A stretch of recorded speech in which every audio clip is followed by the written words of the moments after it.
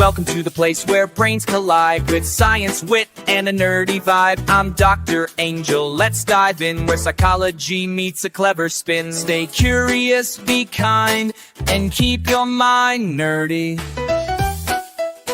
Why you keep screwing up your life and how to finally stop. This is a quirky guide to not getting in your own way. Hi, nerds and emotional ninjas. Welcome back to Nerdy Psychology, where mental health gets curious, courageous, and just a little bit quirky. I'm Dr. Angel, your personal decoder ring for why we keep tripping ourselves up over our own lives. Welcome to the first episode of our exciting 3-part series. Over the next 3 episodes, we're going to be breaking down 12 sneaky ways you might be screwing up your life and how to finally stop doing them. Today's episode is not about judging yourself, it's about understanding yourself. This series is going to be all about awareness, compassion, and choosing differently, not perfection. In fact, perfection's boring. We don't even do that here. Before we jump in, smash that subscribe button like it owes you some emotional validation. We're working on our goal of 10,000 subscribers, and I want you in this little brain club with us. Now let's dive right on in. Mistake 1, letting your past define you. The past is a place of reference, not a place of residence. Let's get honest. Many of us carry our past around like these heavy suitcases that we just refuse to check or unpack. We have childhood trauma, bad breakups, divorce, embarrassing moments in high school. We have betrayals and disappointments and regrets and failures. And we let these moments totally define our worth, our identity, and our future choices. But here's the kicker. The past is data, not destiny. We cannot fully live in the present when we are constantly burdened and carrying around our past emotional baggage. Maya Angelou beautifully said, "I can be changed by what happens to me, but I refuse to be reduced by it." Are you carrying around hurts from your past? Are you feeling less than because of your past? Let's talk about some examples. Imagine a woman who grew up with a very critical mother, and now every time someone gives her feedback, she sees it as a complete personal attack, and she becomes highly defensive in all of her relationships. Or consider a man who once failed in a business and he never wants to try again. He's just convinced he's not cut out for it. So he just works a job he hates because he's afraid to take the risk again. Or a person who was cheated on and now assumes all love will leave them or betray them. And they just believe something's wrong with me and I'm unlovable. These are the types of messages our past tells us. And then those messages become our present reality. And then it starts to wreak havoc in our life. So it's time we address our past so that it can stop interfering and holding us back in our present and our future. So a little bit of a science bite here. Neuroplasticity, which is a way our brain can reorganize itself throughout our lifetime, tells us that our brains are always capable of rewiring and reorganizing, especially when we are intentional and we choose new thoughts and new meanings and new actions. Your story is completely editable. You own the rights and the manuscript to the story of your life that you are now creating. Now, I do want to recognize some people have some really difficult pains in their past, things like trauma or abuse or abandonment. And if that's you, you owe it to yourself to seek professional help to heal those parts of your life. I have a tool and I have an exercise that we can try here with kind of helping us see where our past might be interfering with our present some. And if doing this exercise feels too painful or difficult, please don't complete doing it. That may be an indicator that you might benefit for some professional help. So we're going to write a past versus present story. On one side, I want you to write that old narrative of your life. You know, the thoughts and the beliefs that hold you back. Past hurts, disappointments that just stay in your mind and just play on loop over and over and over like a bad broken record. Then I want you to flip the page and I want you to write a new narrative that includes your strength, your growth, your power, your dreams. If you want to amp this up, make this list and put it in ChatGPT and let it create a whole new narrative for you. That can be an amazing and very powerful exercise. But as we're going through this, I want us to kind of take an opportunity to reflect. I want us to look into our own mirrors of ourselves. And I want us to really examining what's happening in here. So often we're looking out and we can see things from the outside of us, and we don't stop and really look back and reflect on what's happening. So, reflection time. What story from your past have you been telling yourself on repeat? Who might you be if you stopped defining yourself based on hurts or regret or your past? What do you gain by holding on to it? And what might you gain if we learn to heal it and let it go? Mistake 2, believing every thought is a fact. You are not your thoughts. You are the thinker of your thoughts. And some of your thoughts are, well, let's just call it complete crap. There, I said it. Your brain is a pattern detecting, threat avoiding, survival obsessed machine. It's amazing, but not always accurate, especially when it's anxious or depressed or exhausted or tired or hungry. Let's dive deeper into this idea that not every thought we have is a fact. Our brains, incredibly amazing machines designed to detect patterns, avoid threats, and ensure our survival.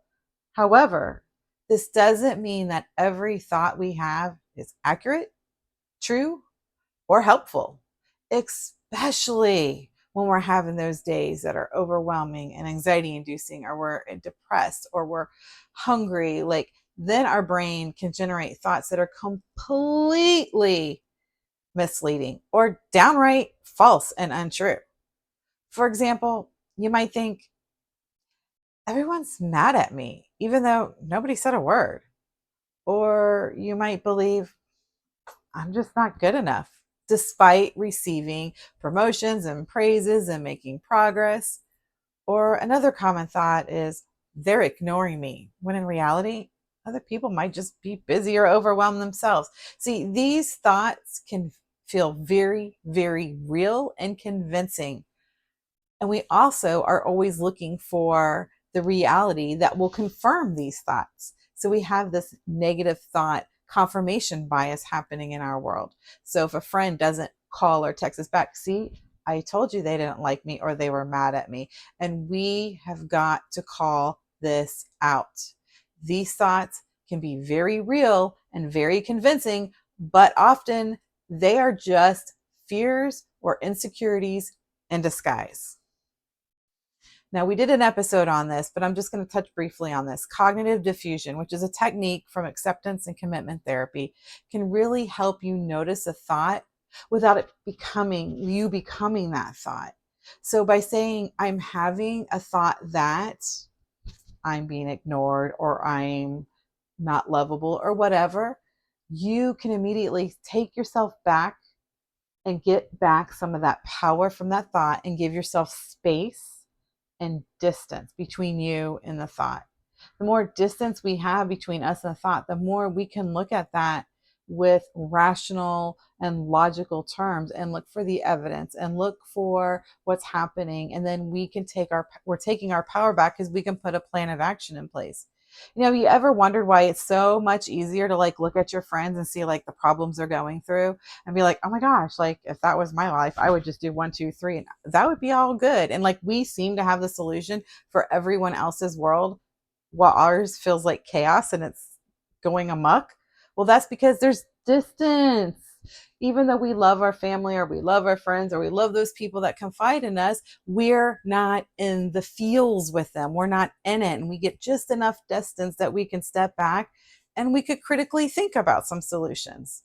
Well, we need to start being able to give ourselves some distance so we can critically think about our own solutions or how to handle this thought or this feeling that can feel so overwhelming in the moment. So, reflecting on your thoughts is so beneficial. So, I want you to ask yourself, what's one thought I believe that might actually just be a fear in disguise? Or how often do I confuse feelings as cold, hard facts and truth? By examining your thoughts critically, you start to act on what is true rather than what is merely a product of our fears or insecurities. Remember, you are not your thoughts. You are the thinker of your thoughts, and you have the power to choose which ones to believe and which ones to act upon. This awareness can help you navigate your mental landscape more effectively and lead a more empowered life.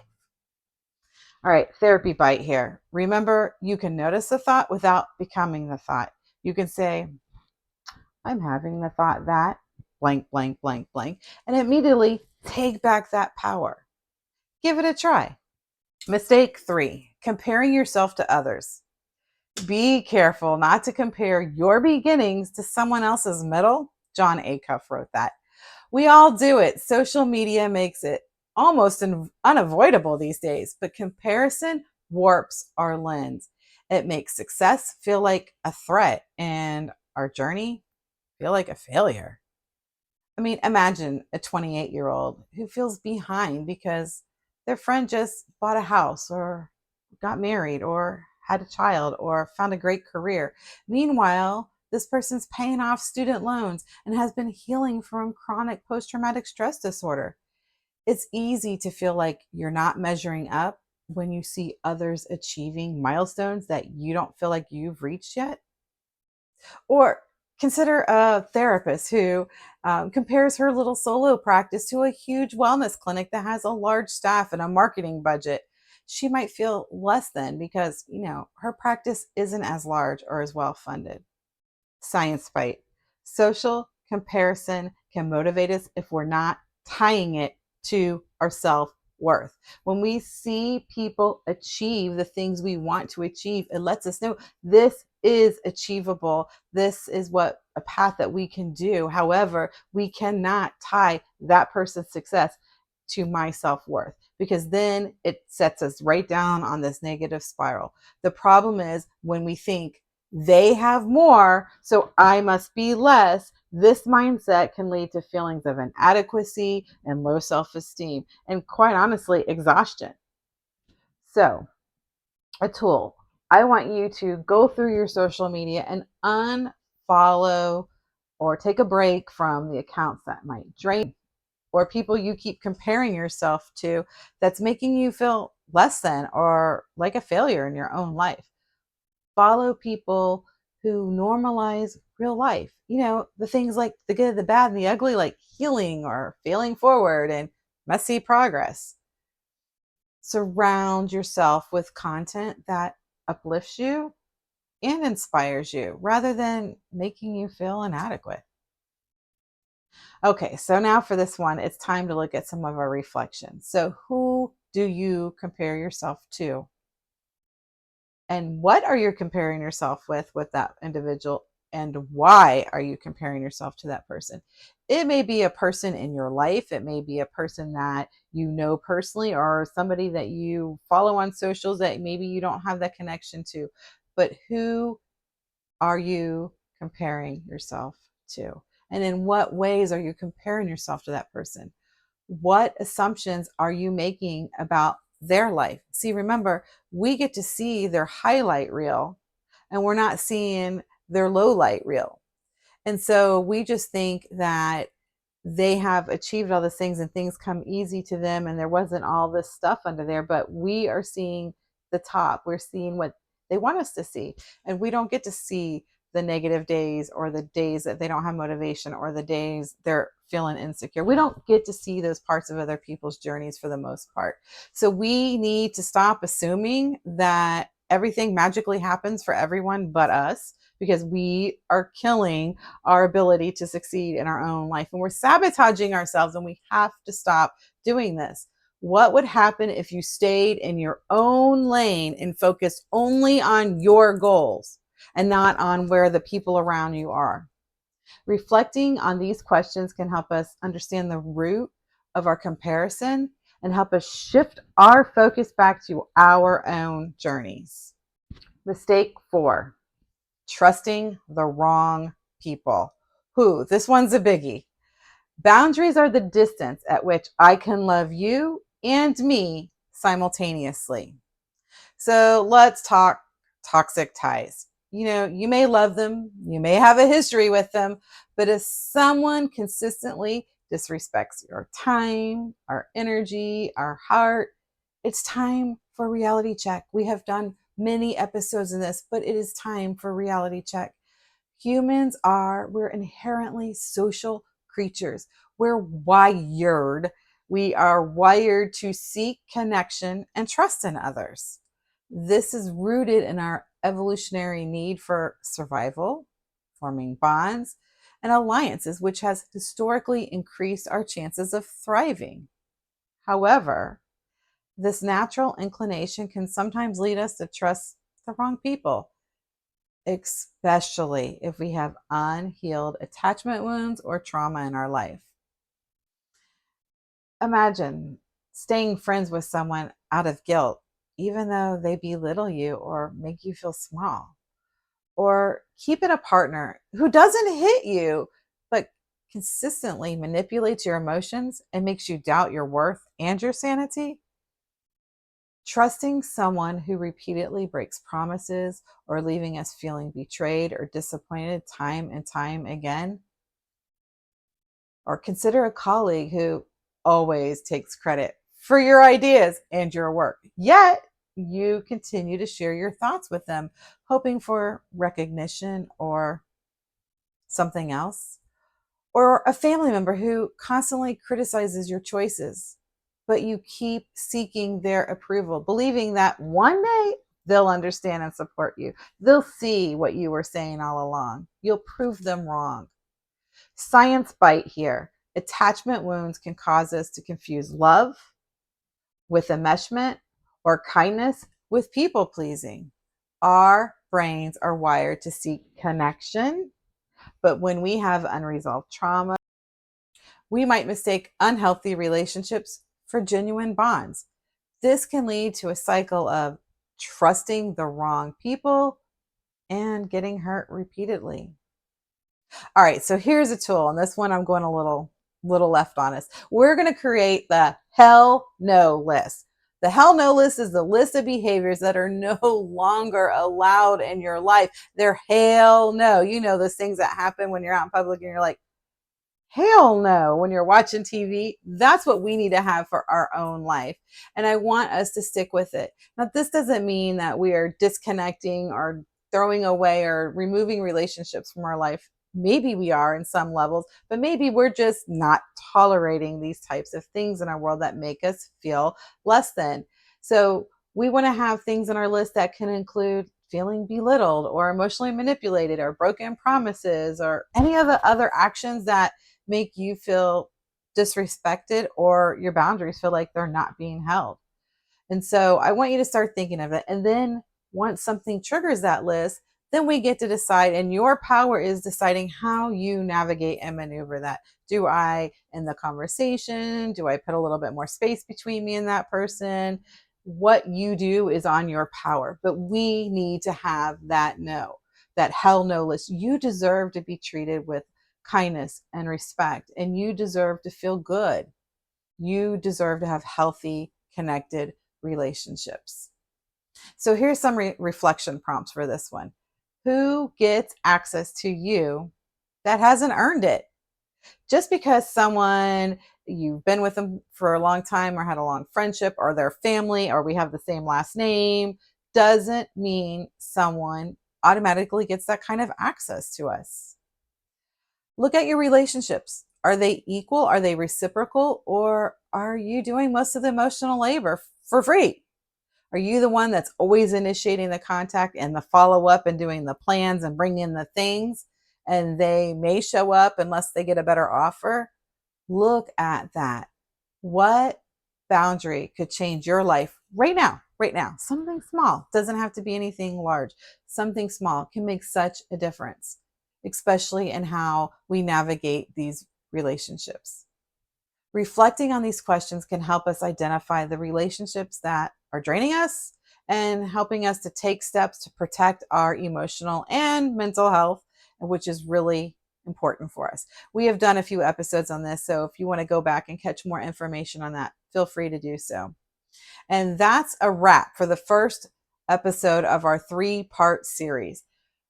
We've uncovered some sneaky ways you might be, screwing up your lives. But remember, awareness is the first step to change. Drop a comment below about which mistake you want to work on first so we can support one another. Don't forget to like and subscribe and hit the bell notification so we can hit that 10,000 subscriber goal. See you next week for part 2. Stay curious, be kind, and keep your mind nerdy. That's a wrap. Stay curious, be kind, and keep your mind nerdy.